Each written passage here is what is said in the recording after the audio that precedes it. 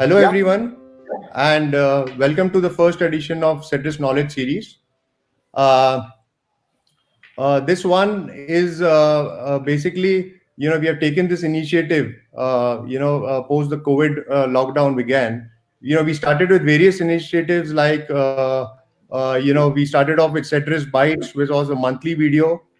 Then we started off with, Cetronomics, which was our monthly news series. So in the Cedris Bytes, it was more of a differentiative perspective, and it was more of an internal resource coming and talking about it. Cetronomics was more to do with the domestic and international changes which happen on the monthly basis. And now we bring to you the Cedris Knowledge Series, which hereby investors will interact and seek knowledge on varied topics from investments to well-being from the external experts who are stalwarts in their own fields. And today we kickstart with this monthly knowledge series with Mr. Sharad Mittal, CEO Motilal Oswal Real Estate, who would share his invaluable knowledge on the current real estate scenario. I'm sure you'll find this informative and will be enlightened on the real estate space, which has been a source of anxiety to most of us. So let me not take too much of your time. And Unnati, could you please introduce Mr. Sharad Mittal? Thank you.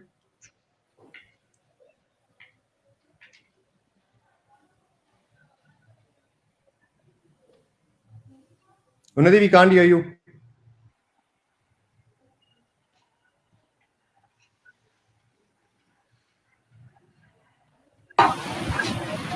Hello. Now we can hear you. For our first edition, we are honored to have Mr. Sharad Mittal, CEO of Motilal Oswal Real Estate. Mr. Mittal has been instrumental in raising the AUM of Motilal Oswal from 200 crore to 2800 crore. Prior to joining Motilal Oswal, Mr. Mittal was associated with ICICI Prudential AMC, leading the fundraising, and was a part of the investment team in the Commercial Office Fund and Mezzanine Fund. He has also previously worked with the ASK Property Investment Advisors, ICICI Bank, and First Rank Bank. He is a member of the Confederation of Indian Industry National Committee on Real Estate and Housing, and a member of IMC Chamber of Commerce and Industry Committee on Urban Development. He is also a member of the Royal Institute of Chartered Surveyors. He is a chartered accountant from the Institute of Chartered Accountant of India and a commerce graduate from Delhi University. We look forward to having an insightful conversation with Mr. Mittal.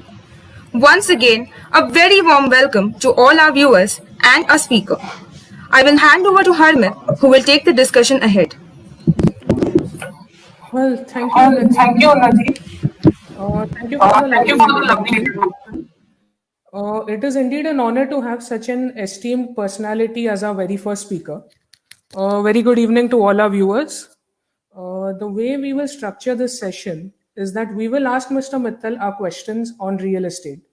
In the meantime, if our viewers have any questions, they can put the same in the comments box and we will take them at the end of the session. Hello, sir. Hi, Harmit. So, Mr. Mittal, I would like to kickstart our discussion with a word which wasn't unheard of before 2020, but in the past year, it has become more or less of a lifestyle. The word that I'm referring to is remote working or the work from home culture. What I would like to know from you is how much has the remote working culture affected the demand for commercial real estate? And have you seen any improvement post government restrictions easing? So, Hamid, one thing that all of us have witnessed in the last 6 months is once in a lifetime. I'm sure when we look back 5-6 years from now, and we look back and we will be able to tell people that we lived in an era wherein world came to a halt, India came to a halt, and there was kind of a fear factor. What it has led to, when you look at commercial office space in India, the total size of commercial real estate in India is 600 million square feet. What is very interesting is that 65% of that, 600 million square feet is approximately 60 crore square feet. 65% of that is occupied by IT companies. So it's very simple that the commercial office space demand is largely driven by the IT companies, which have been doing exceedingly well over a period of last 20-22 years. In fact, they've been doing really well in last 2 years. During the lockdown also, you look at the results of the IT companies, they've been quite stellar. Right. What is to be seen is how these IT companies go about deciding on the strategy of shifting capacity to home. It's early days.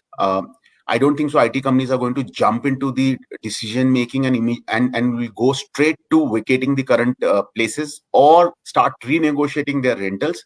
They will take baby steps towards this. The first step would be to really look at and see that do they really want to expand more. COVID has hit in the month of March, but these IT companies have large expansion plans, and there are a lot of commercial office space which is under construction, keeping in mind of that demand.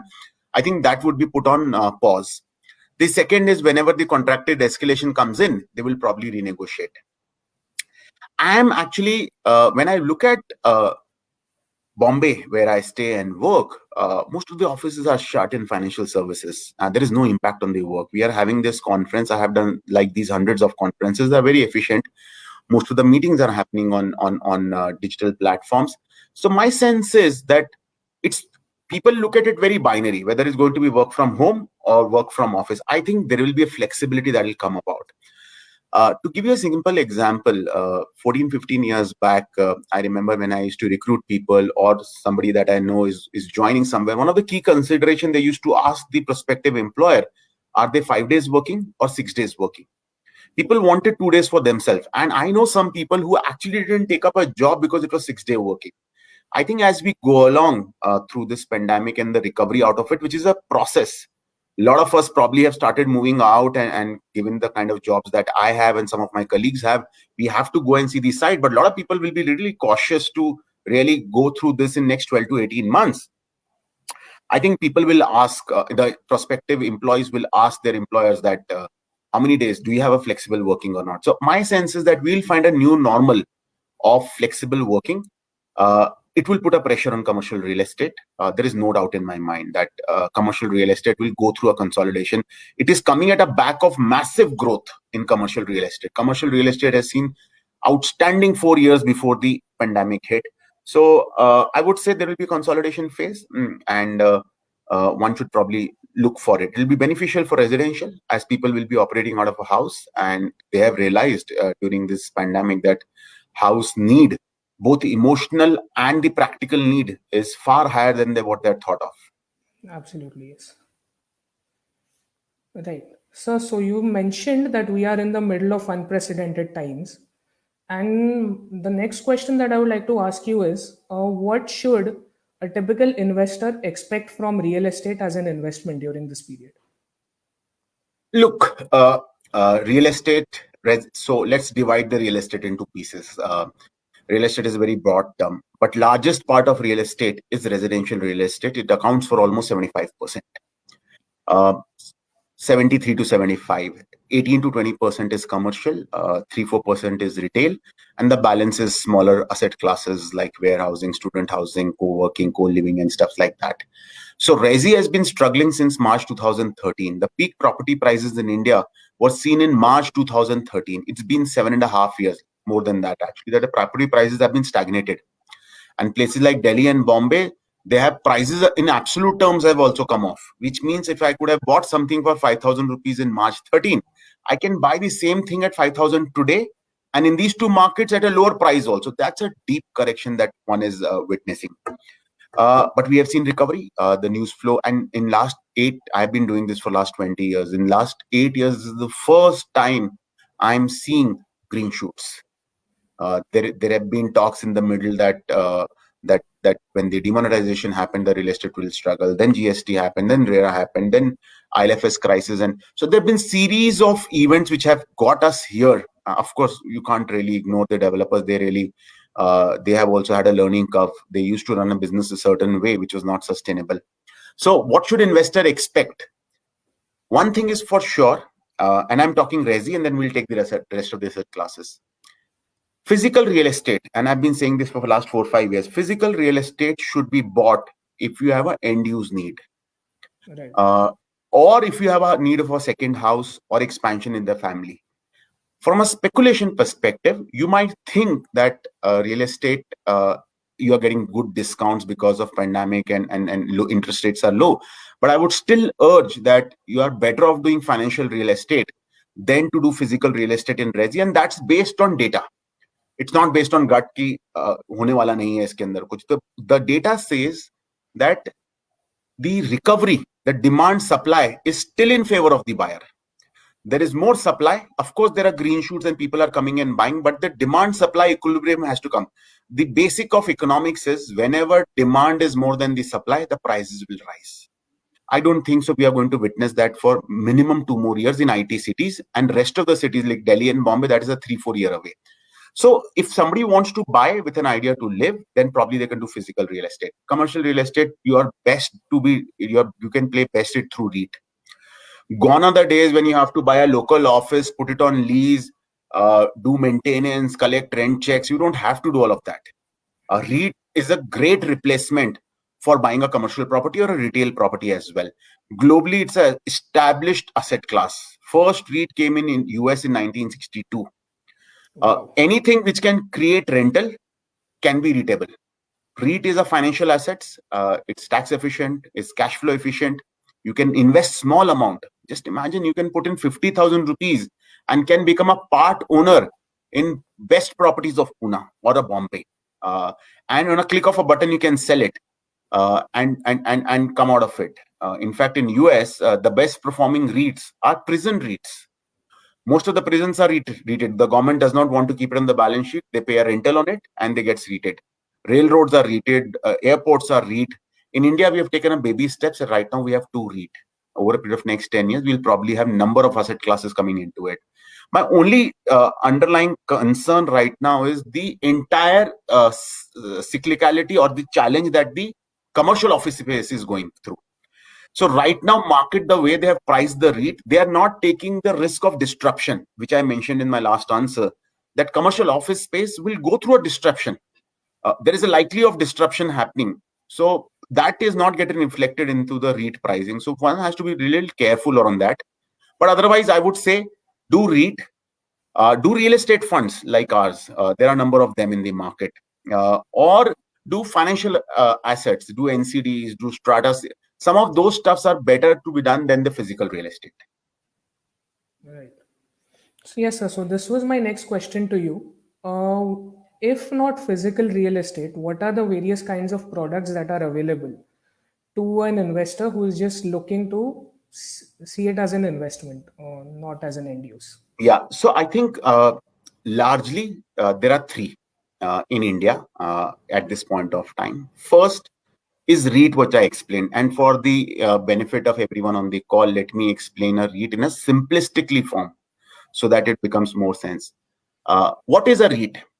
Like you have IPOs of companies happening right now, whereas say Burger King got listed on the stock market, the underlying is the business of Burger King. And whatever profitability they get, either they dividend it out or they put into the growth of the company, and the market gives a certain valuation. You can sell those stocks at any point of time and you'll get your money in T+3 days. And you can make equity returns or you can make losses as well, depending on the fortune of that company and how well you have been able to look into it. REIT is a concept in which only the rented properties, these properties can be of any nature. They can be commercial properties, they can be retail, there can be warehouses, they can be schools. And like number of them, anything, government buildings and IT buildings, anything can go into it. But primarily buildings or real estate, which is leased out, minimum 2 assets, and you can have a larger pool of assets also, they get listed on the stock market. Just like, unlike a company, here the underlying will be the real estate assets, which are giving monthly or quarterly rentals. 90% of whatever you are collecting from your tenants needs to be passed on to the shareholders or unit holders in this case. And there is no taxation in the hand of the investor. And if you don't like it, you think I've got into a wrong REIT or my view around Bombay real estate has changed, you can sell it like just equity. And the money will come to your bank account in T+3. So unlike a physical real estate, where there is liquidity, which is a challenge because real estate can get very illiquid. Here, the liquidity is not an issue. Taxation is very efficient. Third, you can invest as small amount as 50,000 rupees. Can you imagine buying a good commercial real estate for less than 3-5 crore rupees? And here the management will be done by global fund managers or domestic fund managers like us, and we'll manage on the behalf of the investor. So this is one product which I think everybody should look into. Only again, I'm saying that right now, because from work from home, I think people need to watch out for next 6 to 12 months. But from a long-term perspective, REITs as an asset class should be done. That is one option to do financial real estate. Others are real estate funds, like we manage 4,000 crores. Here, the returns will be higher. Of course, we'll be taking higher risk as well, because in a REIT, you are taking a completed assets. There is no completion risk. This is just the vacancy risk that you are taking. But you will make around 6 to 7% of rental yield. And on top of it, some appreciation if the market is supportive by 3 to 4. Overall, you can make between 10 to 12% return. Real estate funds come at early into the project, largely for the purpose of buying land or development. And here the return expectations can be late teens to early 20s. In this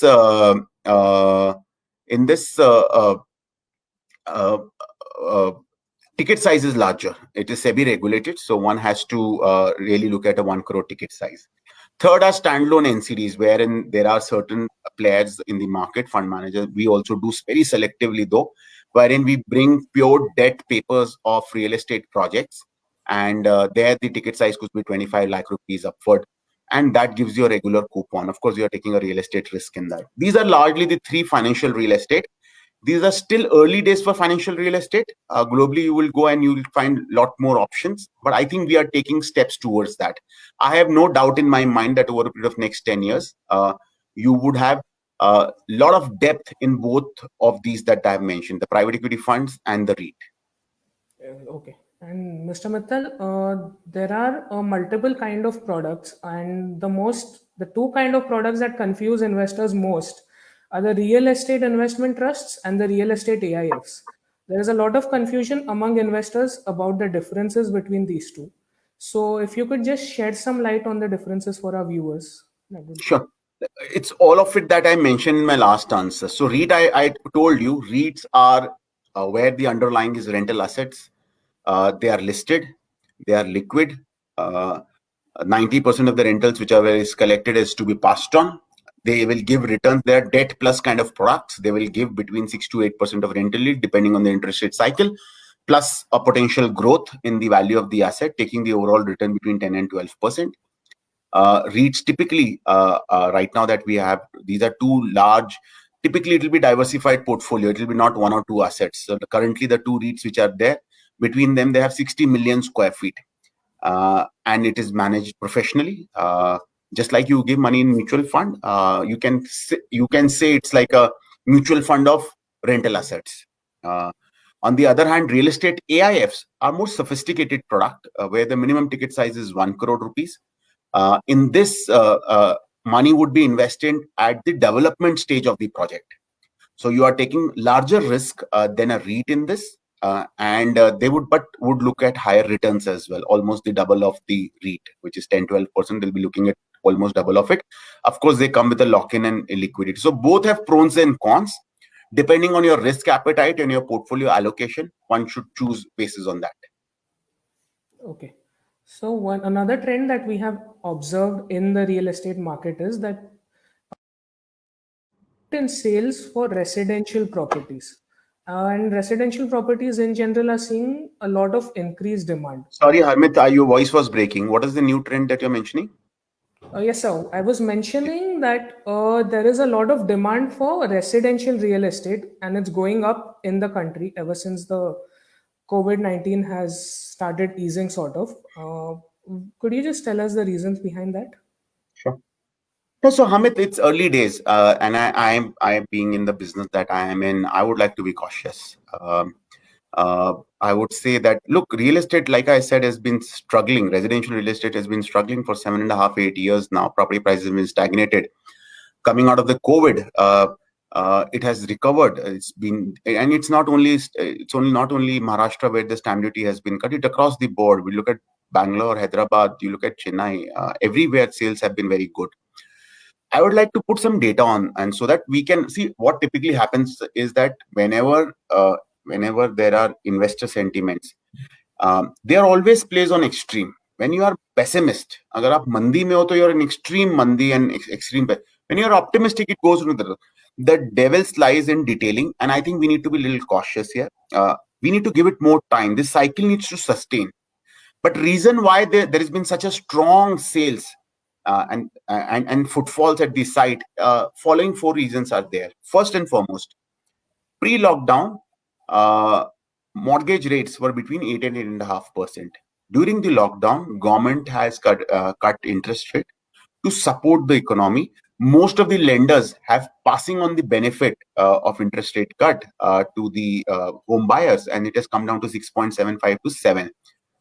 Home loan rates is one primary driver to get the real estate back, and it is working. And we have 47 live projects across India, so we have a lot of data, first-hand data across these, and we have in top 7 cities projects across. I think home loan rates is one big driver. Second thing, property prices have been stagnated for 7.5, 8 years. So there is definitely in 2013-14 when the stagnation started, one of the key reasons was unaffordability. But when we look now, it has become affordable because the income levels have gone up during this period. So affordability is not the biggest challenge. If you leave pockets of Bombay and some parts of Gurgaon, people are not, it's not that people aren't able to afford it. People don't have trust with the real estate developers because of the way the sector has played out, but affordability is not an issue. Third reason is that people have this sense, in fact, a lot of people reach out to me, people have this sense that they will get a deal right now. So whatever footfalls are also happening, there people are coming out asking for value deal, asking for freebies, asking for payment plans, and very heartening to see the developer actually not letting go the consumer who's coming. So this sense of deal making is also helping people close it. Fourth, which is non-tangible from that perspective, this whole work from home. People have never spent so much of time together on a stretch with a family. 6 months, 7 months. There's so much discussion that they do around the basic needs in the life. Like it could be kids' education, somebody's marriage, health, and the house. When they spend so much of time, some of these discussions take more concrete action after that. This is the emotional part of it. The practical part of also is that work from home here is here to stay. Whether it happens 5 days a week or it happens 1 or 2 days a week, but it is not going away quickly. Flexible working is here to stay. I think people felt the need, and in our team itself, we have a 23-member team. In our team itself, I can see people, husband, wife, both working with 2 kids, and kids doing school online, husband, wife, both working. They are feeling a need of a house of their own, which they can design their way. Also, they are feeling a need of a slightly larger house. So I think combination of all these 4-5 things come together have got people out wanting to buy their own house. One thing that we have to see here is it has to be sustainable. It's been only 3 months. This sector will see a recovery path if we can sustain it for a year. And one primary driver for that is going to be interest rate. I just hope and pray that the interest rate remains low. So our inflation started touching 7-8%. I got worried that RBI will be forced to increase the interest rate. But if it remains at these levels, I think we are in a sight of a real estate recovery. It's not going to be V-shaped. There is a lot of overhang of inventory. There is a lot of debt. So it will be slow. I just add 2 things in that. When I say real estate will recover, the recovery will not be across the board.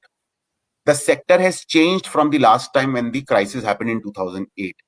The sector has now got regulated, and people are become smarter. The home buyers have become smarter because largely now the end users are taking it. Now bulk of the sales are also going to the top 20-25% of the developers.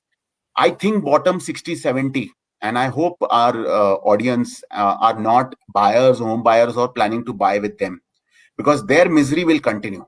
I think the separation between the good, bad, and ugly is going to be very stark.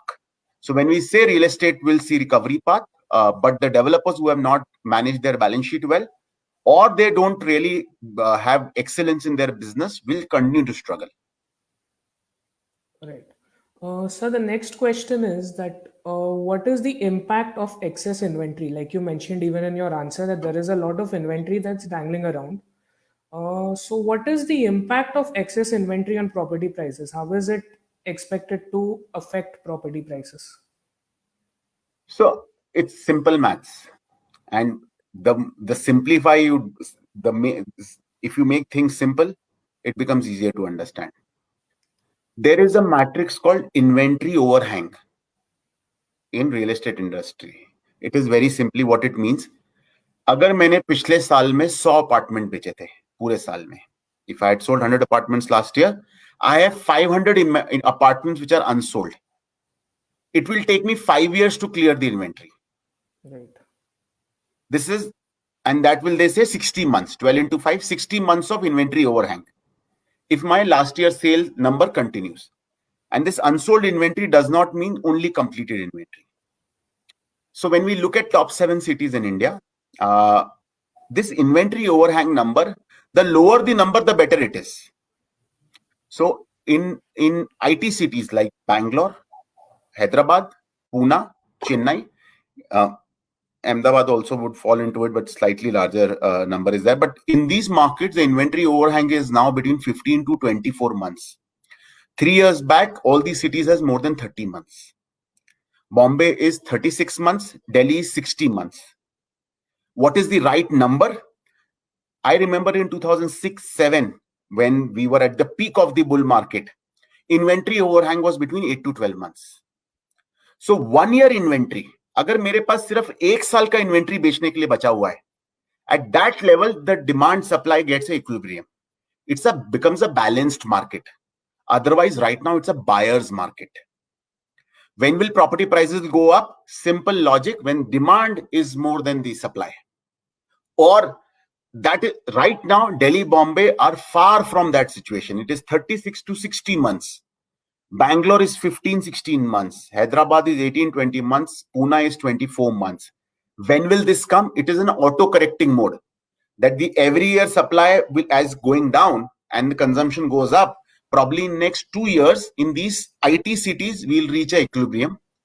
2 mega cities, Delhi and Bombay, probably in next 3.5 years. That's why I'm saying that for 2 years, property price appreciation seems unlikely.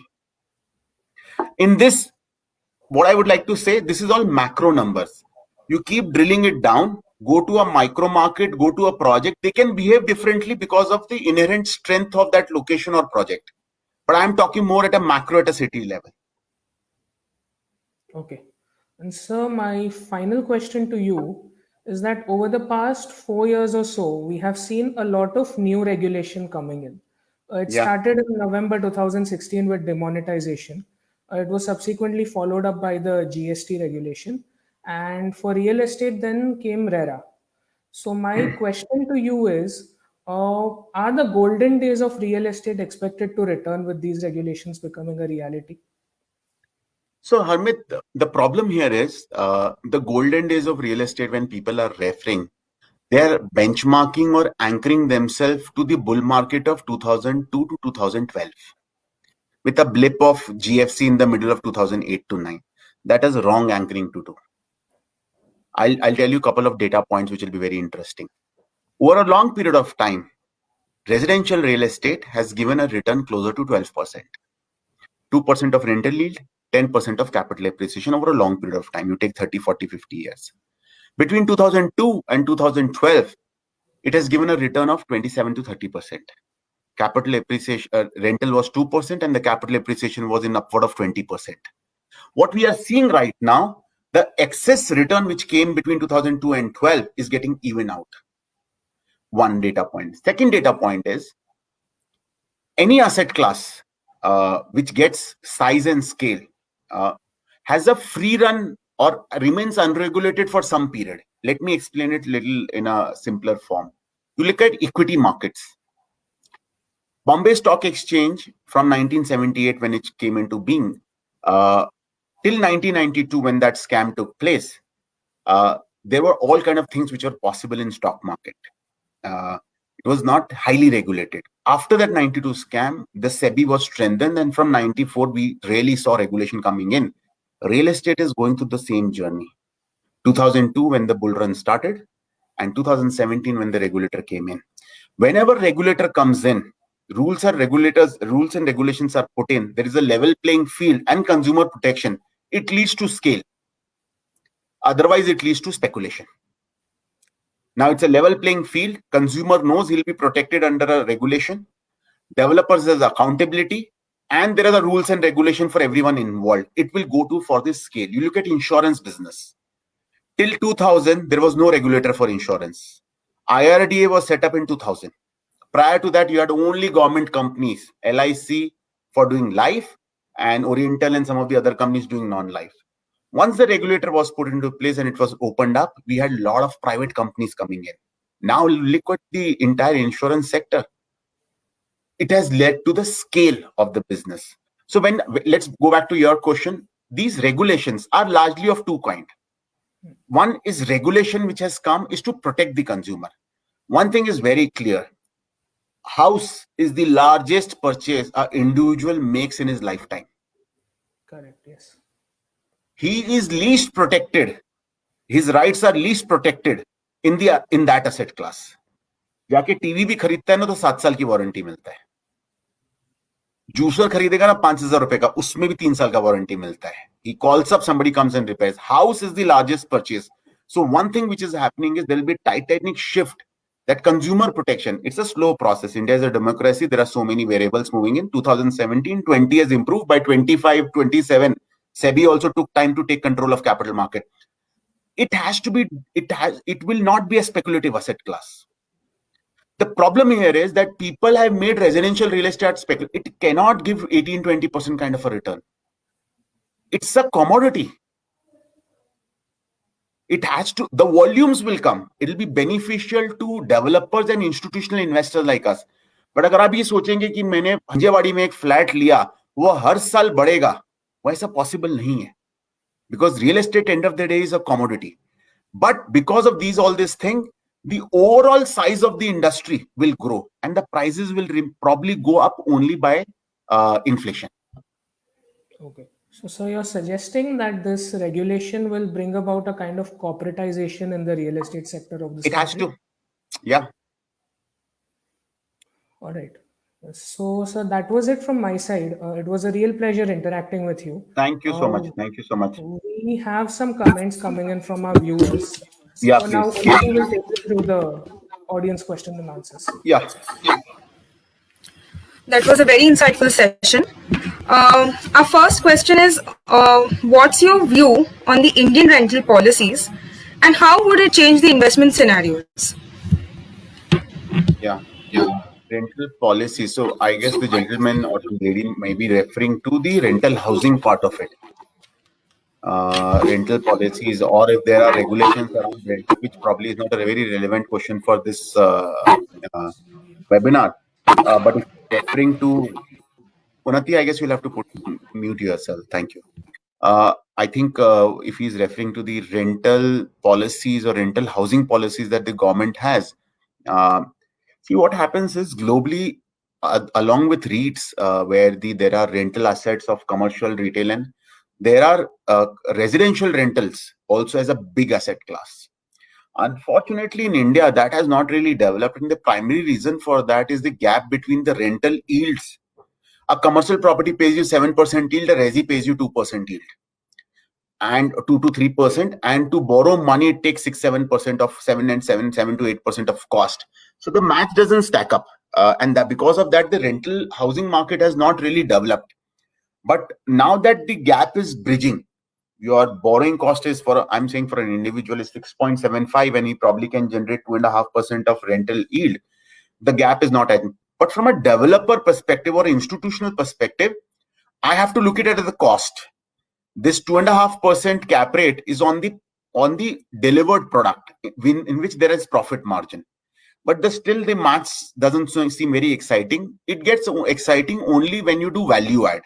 You do student housing, you do professional living, co-living kind of a stuff, wherein you can make more money by throwing in services. Else, I don't think so. The way our interest rates and the returns on residential is stacked up, I don't see a very viable business there. Okay, sir. And our second question is, what happened to the REIT returns for the last 6 months during the pandemic? No, so like I mentioned, REIT has gone through entire commercial real estate is right now going through a flux on Unnati, you'll have to put it in the it's going through a churn wherein the work from home and the pandemic is open the floodgates of a disruption. And we'll probably have to wait. In fact, I'm surprised that REITs have come back stronger. The entire narrative is like very positive, and equity markets are on fire as if there is no tomorrow. That kind of liquidity probably has gone in REITs as well. But I would tell everyone to be a little cautious and watch out for next 6 to 12 months before they commit anything to REIT. But from a long-term perspective, like I mentioned, REITs is a fantastic product. All right, sir. And will demonetization correct land prices, which in turn will make residential units affordable? I think demonetization is done and dusted. Happened 4 years back, and whatever impact it had to happen has already taken place. So I think what we are looking now, series of reforms that took place post that, and that really is what we have got us here. The government is quite supportive on affordable housing and policies around that. So I'm actually more looking forward to that. But Sharad, in fact, I think, you know what, I'll just interrupt you, Unnati. I think, Sharad, what she was asking is that with demonetization and the cash moving out of the system, okay, have land prices corrected, which in turn have made residential properties more affordable? No, so I think Nilesh, there are, like I said, there are affordability comes from two perspectives. One is price correction, and I would again explain one more concept. People keep looking at price correction. What will happen in real estate is more of a time correction than price correction. If property prices are stagnated for 10 years, it's a deep correction which has taken place, really deep correction. And definitely for a country like ours where there is high inflation, if I could buy something at the same price 10 years from now, it's a deep correction. And what also happens is that unlike Delhi and Bombay, jahan pe margin hai of prices going down, rest of the markets don't really have a margin of prices, too much prices going down as well. And asset becomes illiquid. That's how it happens. So real estate property prices are actually affordable. If you go out, and we have so many projects, affordability is not a challenge. The challenge is trust deficit. People don't trust developers because of the way they have conducted themselves. But, you know, Sharad, when they are comparing, Bombay to London, you know, with the kind of infrastructure Bombay has, do you feel we are actually, our prices are affordable? See, Bombay should not be taken as a benchmark. Bombay and Gurgaon are two markets. Bulk of the growths are IT cities, whether it is Pune, Bangalore, Hyderabad, Chennai. There you can get best of the houses for 5,000 rupees a square feet. And I think comparing Bombay to New York and London is not fair. Those cities probably have established themselves over a long period of time. So I think Bombay has excesses which are there, and that's why the reason that not only in last 7.5 years has seen time correction, it has seen price correction. The expensive pockets of Bombay have seen 40% price drop from peak.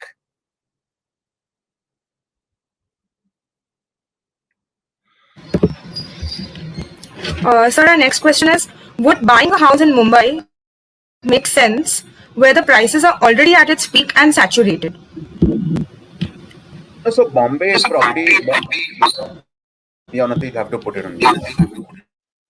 So Bombay, why Bombay? Anywhere in India, if you have a need to own a house, to upgrade, second house for a family, this probably is the best time. Next 12 to 18 months is the best time. And definitely with reduced stamp duty, it makes that much more sense. My only advice would be here that you buy something which you understand. You buy something which is nearing completion. Even if you have to pay a little bit of premium, it's not worth taking very large construction risk. And try to understand the background of a developer. Has the money? Which are the other projects he is doing? and everything is available on RERA website. You find a developer, you go to RERA website, you'll throw up all the data about that guy or about that project. So do your homework before you buy.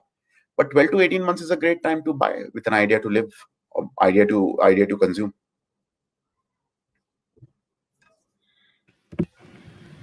Our next question is, what is the way ahead for co-living and co-working spaces? So what happens is every now and then there are new asset classes that become and co-living and co-working both came. There is a lot of liquidity that was chasing, a lot of capital which was chasing. I think with the COVID, one of the things which came about is social distancing. But sharing by nature itself is against the whole COVID protocol. And I think that's probably going to impact this. There will be consolidation. People should probably take their time to see how's the outcome. I think next 1 year is going to be a little tough for both these businesses. Right. So that was very insightful. And so the last question: what is your view on commercial real estate, both retail and office spaces? That is covered in detail in the talk. So that was very insightful, and we thank Motilal Oswal Real Estate and Mr. Sharad Mittal for joining us for such an insightful session, and all our viewers for joining and making this event a success. We will return next month with a new topic. Until then, stay safe and stay healthy. Thank you.